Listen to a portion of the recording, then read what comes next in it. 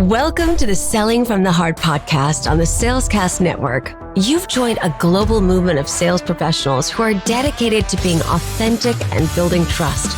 We call it Selling from the Heart.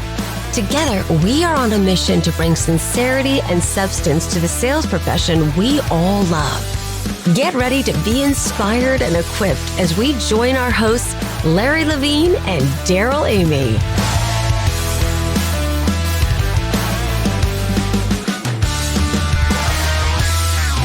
Hey there, everyone. This is Larry. I want to take a moment to express my heartfelt gratitude for the incredible support you've shown since Selling in a Post-Trust World book launched earlier in August. Thanks to you, Selling in a Post-Trust World is making waves and helping sales professionals everywhere build authentic relationships.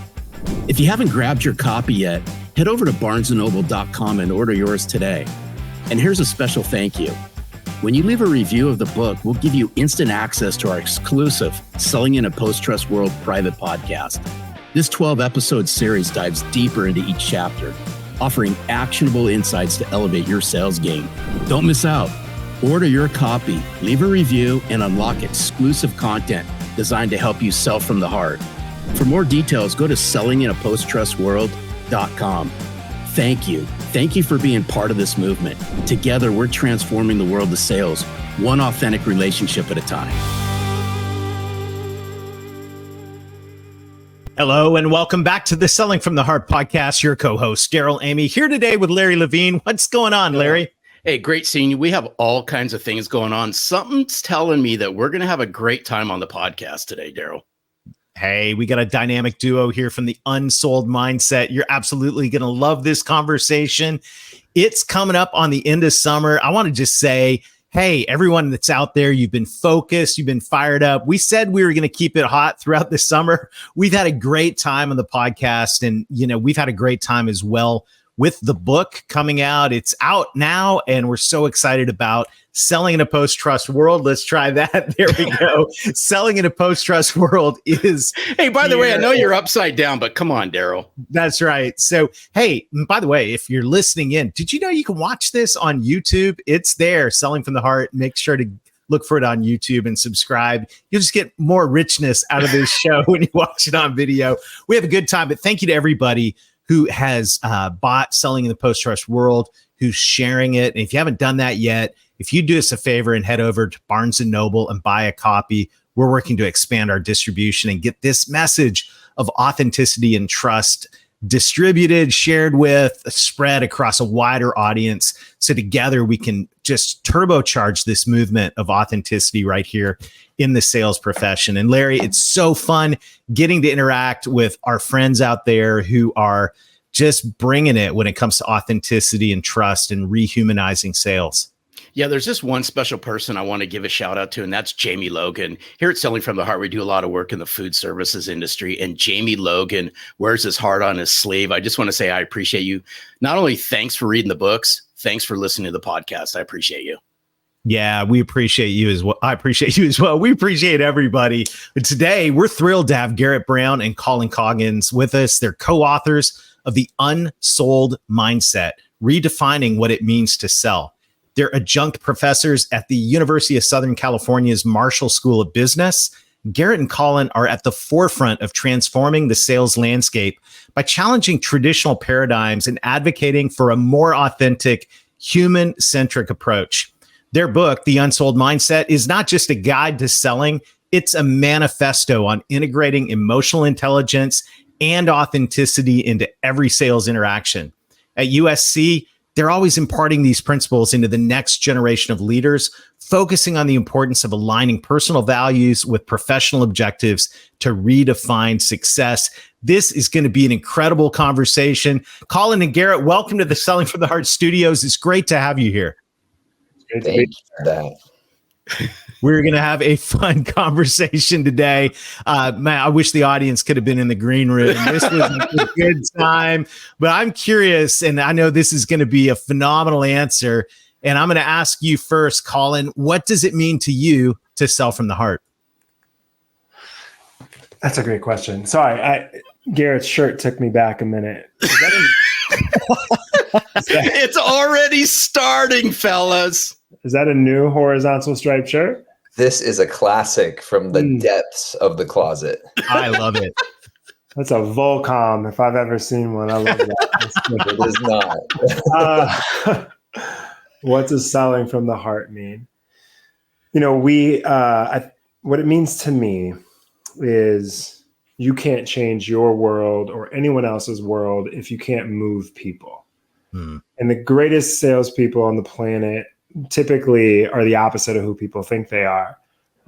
And they know how to move people.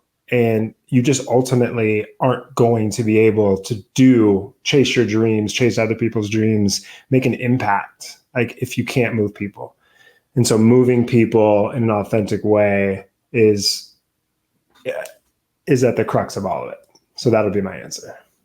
I love it. I love it. That's fantastic. And so now we get second in line. You got to top that one, Garrett. What does it mean to you to sell from the heart? Colin's always my opening act, which is great for me. It really warms up the crowd, as you can see. For me, Colin and I have both been around a lot of salespeople in our careers. I mean, whether it's people that we've worked with, people that have worked for us, or that we've worked for, people that have sold to us. And one thing that is really clear is that the best sellers on the planet, no matter what they're selling, if they're selling a product, if they're selling an idea, if they're selling themselves, the best sellers on the planet just care differently than everybody else. A typical salesperson, you get a salesperson who's going through the motions and is just saying the things that they're supposed to say on the script. And they're just talking to, person number 20 out of 50 that they're talking to for that day. That sounds a whole lot different than the person who is excited to learn about the problem that they can help you solve, to learn about you as a human being. And so for me, the people who do that is what selling from the heart is to me. And you know what's interesting about all of this is, and I want to use a word that Colin said, and I'm going to take a little bit of what Garrett said, is everyone says we're in the people business, but yet are we really even selling and acting like people sometimes? That's a question for, debate. And then the other one is we believe that it's how you show up, and people can sense how you show up. They can sense it. They can feel it. Sometimes they even may be able to smell it. And, when they smell it, it's the commission breath that they smell. But here at Selling from the Heart, we just call it giving a rip. And it's a polite way. We can insert other words, but I think you all get where I'm going with this. If we're in the people business, then you have to give a rip about people. Mm-hmm. Yeah. And you have to give a rip about people in many different ways, because there's rampant skepticism and the BS meters are at an all-time high. And people can sense this in today's economy. And I think you both would agree.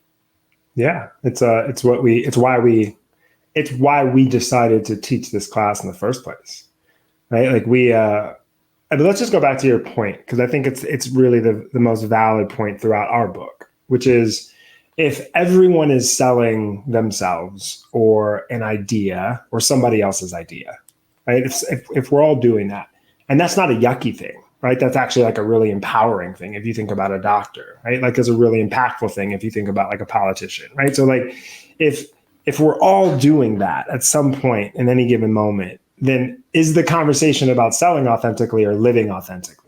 And what we found throughout this book writing process and the interview process was what these people were so good at, and their magic sauce, every time we asked them what it was, Snoop said, do you, and everything else will take care of itself, right? That's what Snoop Dogg said. But Chef Roy Choi and General Stanley McChrystal and the number one salesperson at all of these tech companies and all of these medical device companies, they were all saying the same thing, which is that nobody's better at doing me than me.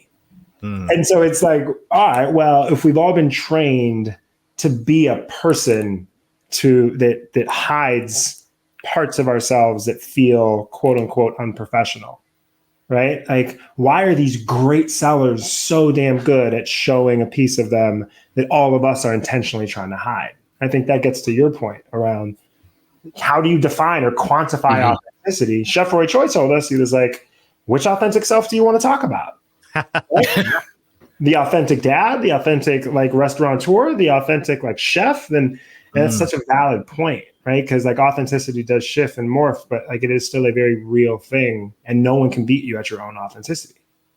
And it's also why Colin and I are so passionate about sales mindset specifically, because you can go anywhere and you can learn how to overcome objections or, build rapport and all these things that are important to learn as you're fundamentally learning how to sell. But really, the greatest salespeople on the planet, they're great because of what they're thinking, not because of what they're doing. They're just showing up differently. And so our book, every chapter in our book, all the things that we teach in our class or that we talk about on stage in keynotes, it's always about how do we get into that mindset that you're talking about, Larry. Yeah. I love it. So I just would love to invite you to coach us a little bit. How do you coach sales professionals to get into that mindset in the middle of a busy day with pressure all around? There's no shortage of pressure. There's no shortage of stress, rejection, all kinds of stuff that we face as sales professionals. So how do you coach reps to get in that authentic mindset in the middle of all the madness?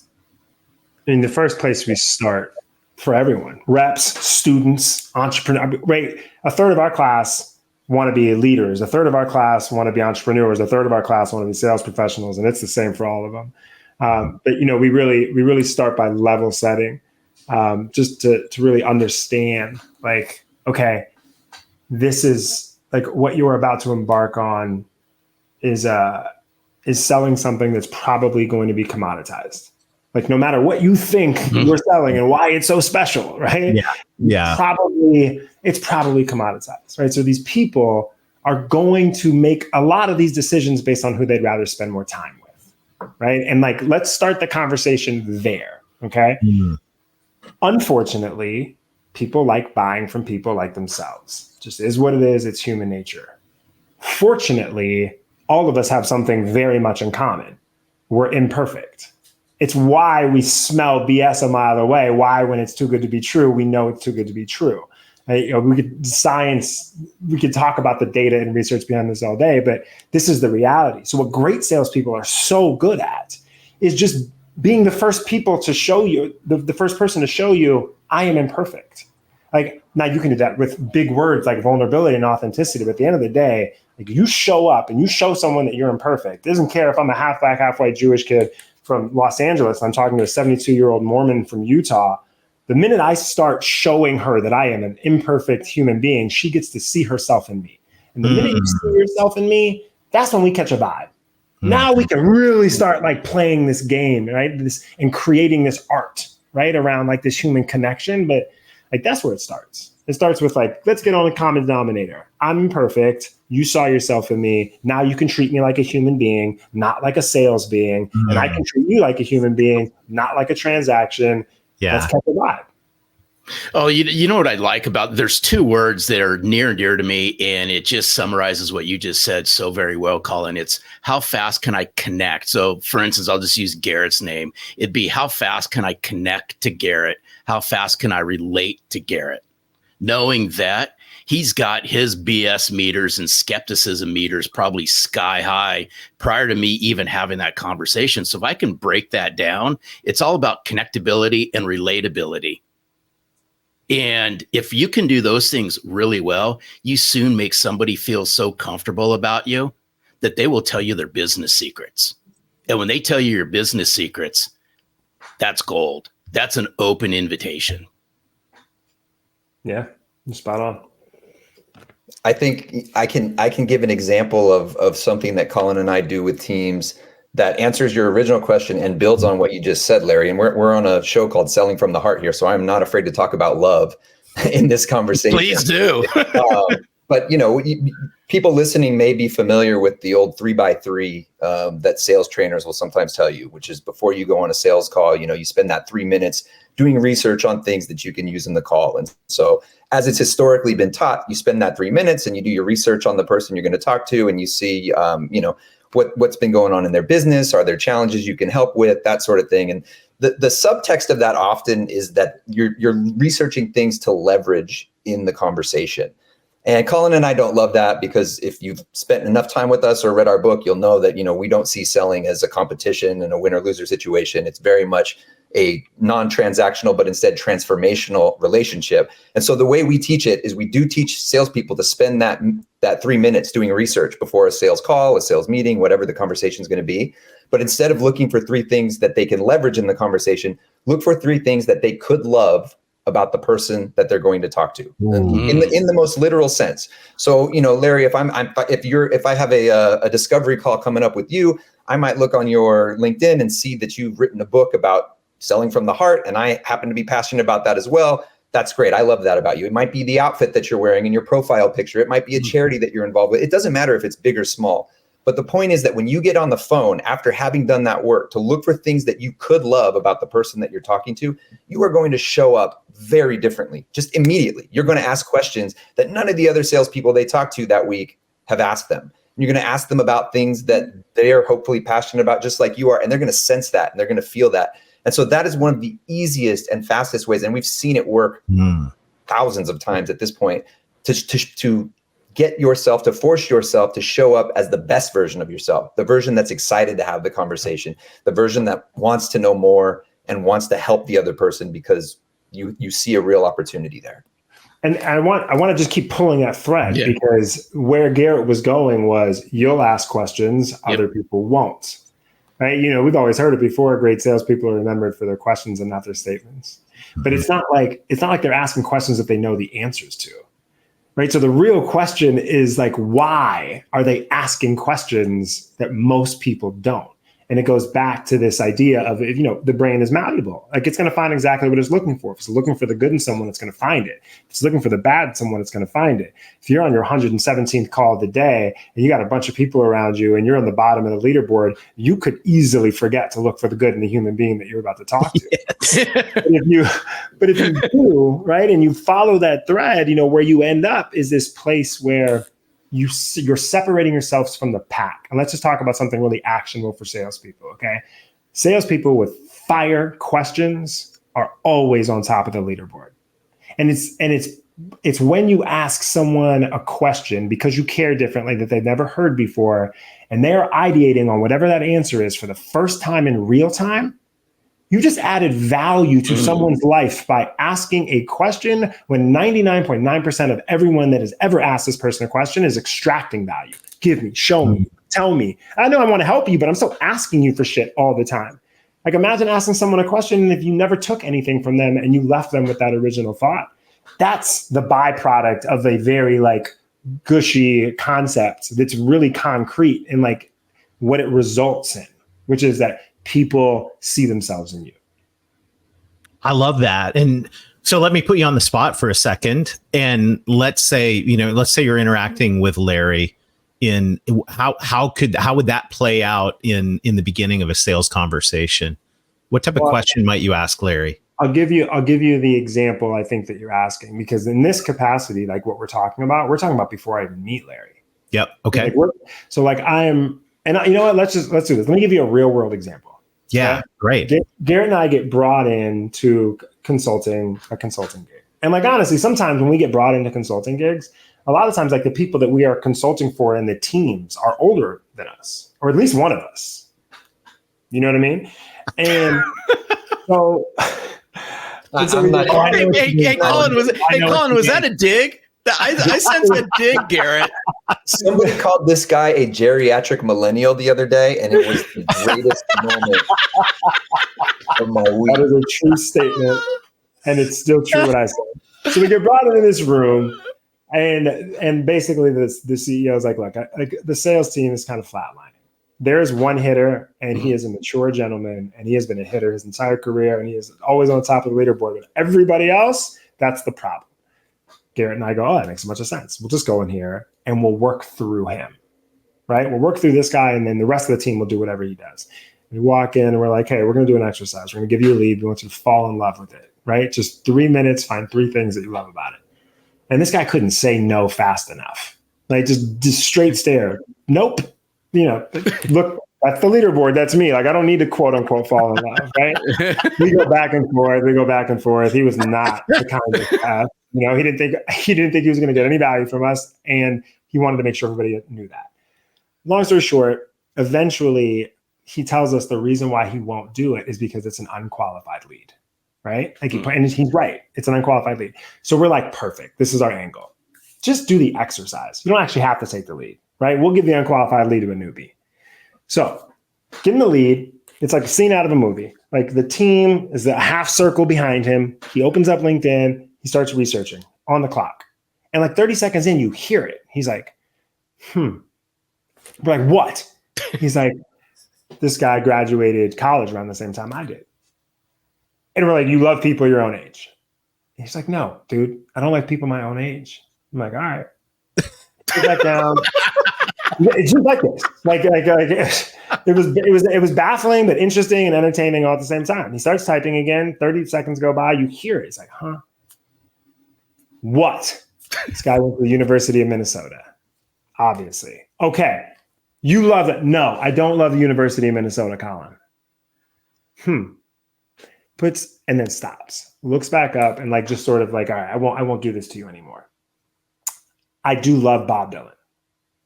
And Bob Dylan is my age, and Bob Dylan did go to the University of Minnesota. And it was this moment where you saw the sales team get it. They were like, oh shit. Like this dude is going to show up to this meeting and he was going to like, it's not that he fell in love with this lead. He fell in love with the idea of who this lead could be. Right. So when you said like, you know, what you do with Larry, it's like, well, it starts before Larry, right? Because like when I show up with Larry, if I want to know answer, so this dude thank you. We're done. 3 minutes over. Give me the lead. I'll give it to someone else. Not a chance. I'm taking that one. Not a chance. I didn't just spend 3 minutes falling in love, right? Goes on the first words out of his mouth. Dylan? ? And this guy is like, this is the agenda. This is what we're going to do. Blah, blah, blah, right? The guy goes, huh? It's Bob Dylan? And like, I'm telling you, have never seen a more unattractive bro fest in your life. 30 minutes. And the guy bought. Okay. Here's the lesson in it, actually. Okay. So the guy buys. Garrett and I go back in the back with the team. We do an AAR, like an after action review. We're like, this is what happened. Everybody's like astonished because he wasn't supposed to, right? This seller gets up and goes, I want everyone to know that guy did not buy because I fell in love with him. Like he bought because he had a problem and our solution solved it. And this was the magic moment because Garrett and I were like, for sure, that makes a bunch of sense, except you would have never taken the lead in the first place, right? Like great sellers are finding opportunities where nobody's looking. That's actually where like when Garrett said it earlier, we wouldn't have taught a sales class. We would only teach a sales mindset class because that is the only differentiator that we have ever seen between the greats and everybody else. So that's just a really long-winded example of falling in love, what it results. And so I just have to just throw this out, and just a why question for either one of you want to answer is, why is it more training and coaching done around mindset? That is what we would call an impactful question, because I haven't heard that one before. Why? I do. You know what? I do think there is more mindset training going. To be fair, mindset is more in the zeitgeist now. People are talking about it. Somebody asked me earlier today, actually, about college courses in mindset and if there are any. And looked into it, and there are actually mindset institutes, not around selling specifically, but just in general, in terms of growth and human psychology. There are a lot of mindset institutes. There are also a ton of growth mindset classes in sales and other verticals in universities. So it is being taught. I think it's finally starting to get its due because, people are tired of the same old way that things have been done. And like, there hasn't been like any sort of breakthrough, brand new, this is like a brand new selling thing. Sure, there's social media and there's things like that, but it's really just recycling old tactics and putting them with the new technology. But when it comes down to it, as Colin said, as I said earlier, like the differentiator there is how you approach it, because everybody has access to all of the same stuff. We all have access to the same training, to the same podcasts, to the same books, to the same tools. So why is it that 20% of people in any given organization are kind of doing most of the successful work where everybody else is playing catch up? And for our money, that's where the mindset comes in. And that's why we're so passionate about it. We I wanted to make a proclamation for the audience, because these are the audience of salespeople, right? Absolutely. Right. Here's my proclamation. The next 5 years, the next 6 years it will be a salesperson's heyday. Like, it will be the moment that I assume we've all waited for, where there's going to be a spotlight and a need and an appreciation and a gratitude for human-centered skills. Like, the more automation that is hitting, the more AI, right, that is coming, the more importantly than ever, are human-centered skills. And so, like, this conversation that we've just been talking about for the last 30 minutes, like, you could have substituted any word in there for selling. That's the whole point, right? Yeah. And so, like, I want sellers to know that, like, get excited. Like, all of the tech that is coming is making your job so much more important now more than ever, to communicate, to ask better questions, right? To be thoughtful, to be curious, to be creative. That's the shit that AI is not going to replace. It's actually going to put a spotlight on it. And I'm really excited for the selling community over the next 5 years. I don't know what happens on year 6, but next 5 years.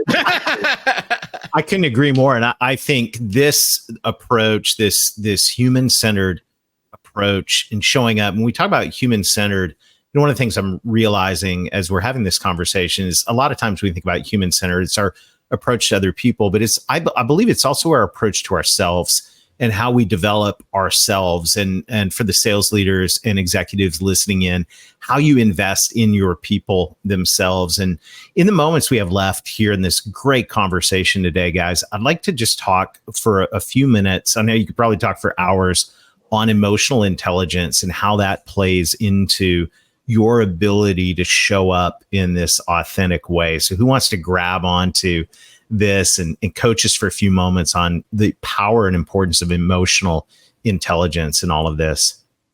I can jump in there first. Let Colin straighten out his J. Crew shirt there that he dug from the back of his closet.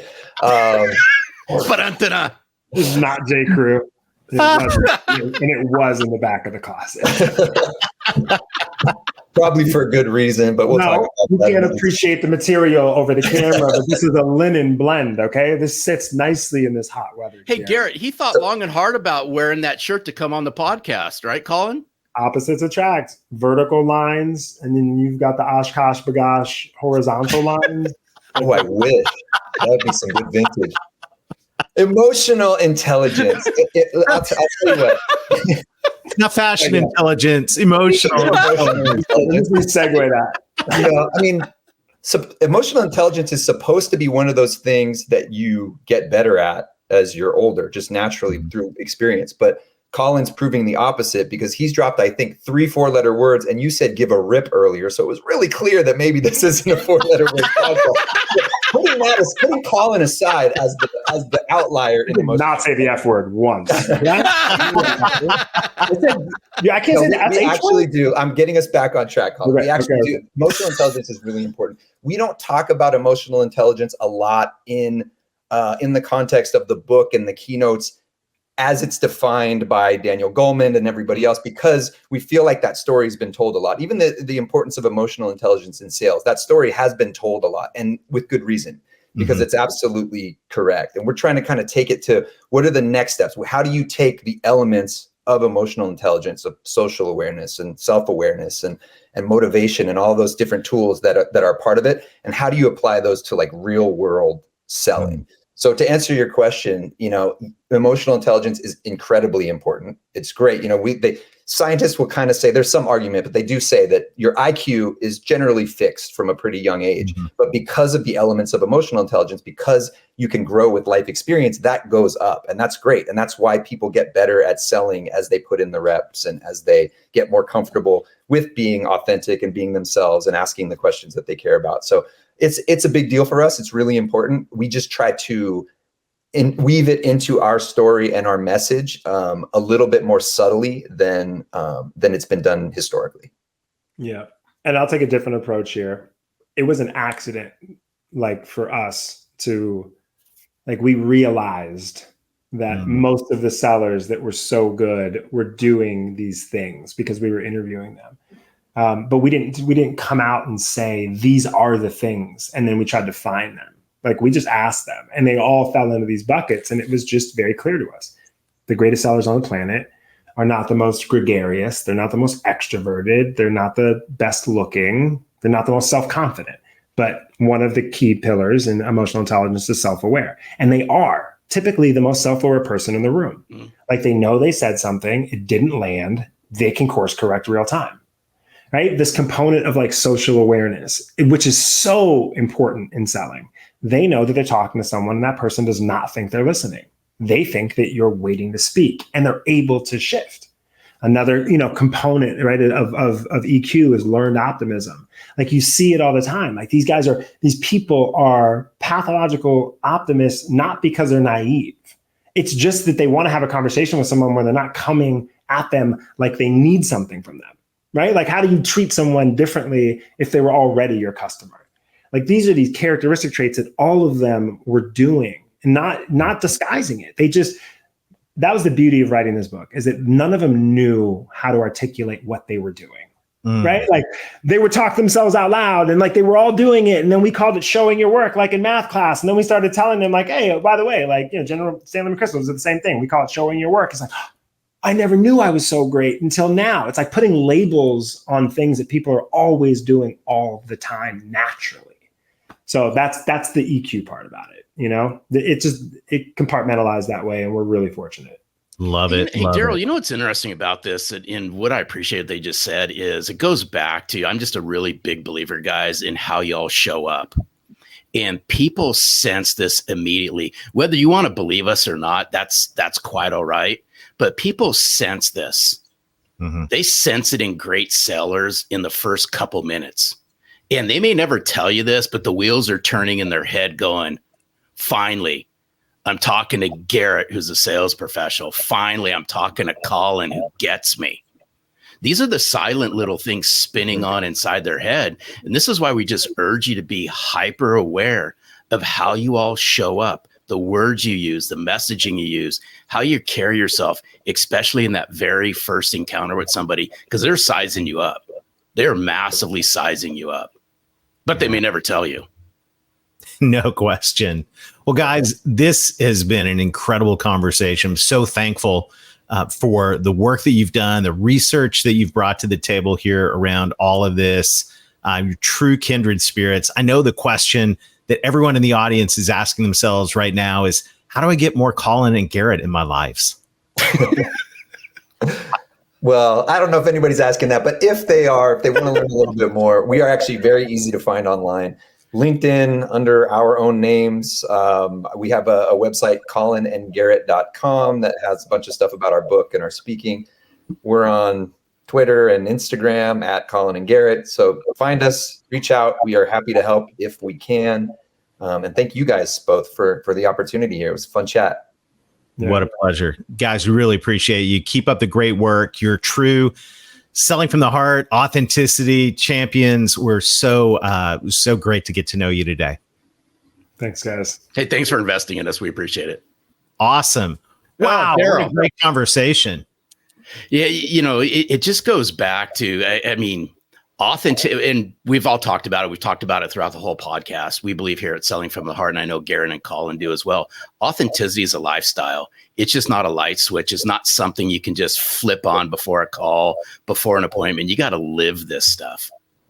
I love that practical 3x3 suggestion. And, and you just think about, what are 3 things that I could love about this person? That right there is pure gold. To go into a conversation with that heart set and mindset, incredibly powerful. So there is this is an episode you probably want to go back and take some notes on it. But that one action item right there, to just go, okay, in my next appointment, before I walk in to talk to that person or click into the Zoom meeting or whatever it is, can I sit down and can I find 3 things that I could love about that person? And the Bob Dylan story was fantastic as well. There's so many ways to do that, but to show up with that level of connection and authenticity, just such a powerful thing. And You heard it here, folks. The next 5 or 6 years is going to be a bonanza of opportunity. And there is a ton of truth around that, because in this world that's becoming more digital, more artificial, showing up with authenticity is a game changer. And that's why I'm so thankful for everybody that listens in on this podcast, and for this incredible community of authentic sales professionals is growing around the world. Yeah. Hey, before we sign off, there's just something that I was just admiring. I really love your gray Selling from the Heart polo shirt you're wearing today. Well, thank you, Larry. Very nice. I pulled it out of the back of my closet. Well, hey, thank you to everybody that's listening in. Thank you to everybody that's leaving reviews on the podcast and sharing it. I mentioned earlier, we're on YouTube. We'd love for you to go there and subscribe so you don't miss a moment of not only the podcast, but all kinds of great outtakes that get shared throughout the week. So go to Selling from the Heart and YouTube. We'll put the link down in the show notes. We've got a ton of great guests coming up. So make sure to stay tuned. Our commitment to you is to bring you ideas and inspiration that are going to help you be more authentic, rehumanize, and engage in ways that build trust all throughout this fall and winter. We're so excited about it. Larry, what a blast being here on Selling from the Heart today. Yeah, who would have thought about this? 7.5, almost 8 years ago, we start this podcast. It turned into the book that's now turned into another book. We're grateful to everybody. Thank you for watching us. Thank you for listening to us. More importantly, thank you for believing in our mission to help the sales profession rise to the occasion. That's right. Until next time, keep being genuine, keep being authentic, keep building trust. Get the Unsold Mindset from Garrett and Colin, and most of all, Sell from the Heart.